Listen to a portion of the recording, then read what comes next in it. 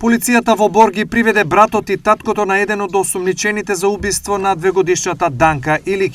Тие беа донесени синоќа и по разговор им беше одредена мерка притвор во полиција до 48 часа под сомнение дека помагале во злосторот, изјави началникот на УКП Нинослав Чмолич во утринското гостување на ТВ1, пишува Телеграф РС. Осумничените за убиството на Данка, Срđan Јанковиќ и Дејан Драгијевиќ од синоќа се во притвор под сомнение за убиство. Како што дознава Телеграф, Дејан во обвинителството раскажал како се случила трагедијата.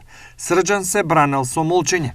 До сега неофицијално се дознава дека Дејан ја возел пандата на 26 март годинава, додека Срđan бил на совозачкото место.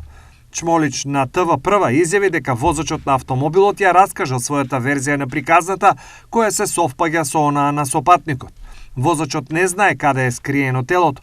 Патникот го знае тоа, меѓутоа разговарале 2-3 дена потоа, а вториот му рекол: "Тоа е моја грижа, направив што требаше", изјави Чмолич утрово.